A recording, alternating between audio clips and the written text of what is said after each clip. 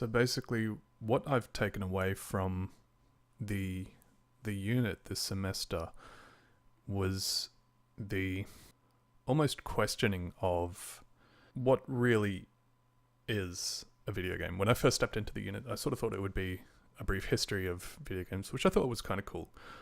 But David really challenged my perception of what a video game actually is. Before I took this unit, I thought it was just, sure, you had your subcategories of MMOs, MMORPGs, FPSs, racing games, all of that. But the more I think about it, when he raised the question, well, what actually is a video game? And I've sort of always seen them as an interactive movie, but it's almost more than that. It's an interactive multimedia experience, really. With the emergence of technology like VR headsets, you're not confined anymore to sitting in front of your TV with a controller, which was the traditional way I think people sort of thought about video games. And so in this video, I sort of want to discuss further the various roles in which perception has been challenged. Not just in video games.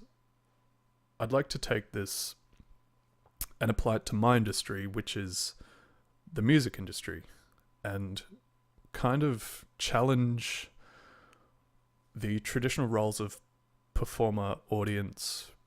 performer-audience relationship. So what's particularly interesting to me is not so much video games with a predefined story arc that you basically play through, a classic example being your Halo series, and you embody a sort of third-party character. But what has always struck me is the level of choice you as the player have in affecting the storyline. So this would be games like Fallout 4 for me, Skyrim, and these games, at least on a micro level, allow you to make your character a jerk if you want. Make them always say the most negative or sarcastic response all the time. In this context, it doesn't directly affect the game, but you can choose which, for example, in Fallout 4, you can choose which faction to join. You can kill the other factions, which will have significant repercussions later on in the game, and it will affect your gameplay. Another example of this sort of interactivity is games like Until Dawn. You can say what you want about the truth of the butterfly effect, but this game is supposed to be about that. The smallest decision can dramatically change the future, and what that means is that when I'm playing, that's what it is. Your actions will shape how the story unfolds. The decisions you make during the gameplay will ultimately affect the ending of the game, which is a great way, as if video games weren't immersive enough, that's a great way to make you a part of the story. So further, with the emergence of such technologies as VR in video games, the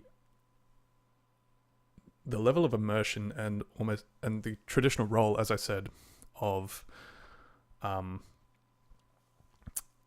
someone sitting on a couch with a controller playing a video game on a screen has sort of been challenged, because now you put on this headset and you are literally in the game. You have a completely first-person view of everything that you're doing, and this completely affects the level of immersion in the game. Now, the parallel I want to draw to this is traditional sort of expectations or roles between a musical performer and audience relationship. So the level of immersion in video games has challenged the traditional roles as to what a video game is. It's more of an experience now. It's more of a completely immersive experience as compared to an objective observation of events that are unfolding in front of you. And I think in the same way, I want to sort of posit that technology could achieve the same results to challenge the traditional notion of performer and audience relationship, and is doing. So the traditional roles, there's a real good article that says that basically folk musicians have engaged their audience between songs and to make the situation relatable, and then to present the song, which will hopefully have more of an impact to the audience in that sense. But you don't really see in that setting an audience participation. With the emergence of new technologies like laptops being heavily used in live performances, especially for DJs, there's an interesting article that sort of talks about the roles. There's not so much to look at. Before, you would see an instrumentalist or a musician playing an instrument. You would see the gestures they were communicating, and there is a whole, and with that there comes this whole territory of the philosophy of aesthetic, and there's a whole discussion centered around that. But nowadays with laptops, you've probably heard the expression, "Oh, I just went in to watch a person press play." I don't entirely agree with that statement, but I can see why people would think that. And so another sort of parallel that we covered in class was that, for example, when people make stairs more fun, like people will choose to do that as opposed to going up an escalator. And so I think, and that really crystallized to me the idea that interactivity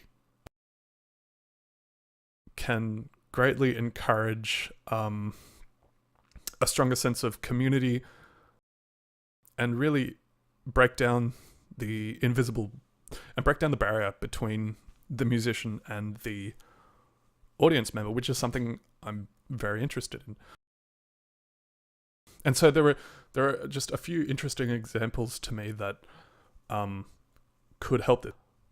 I would like to encourage more audience participation within a musical performance in an effort to redefine the traditional audience performer roles.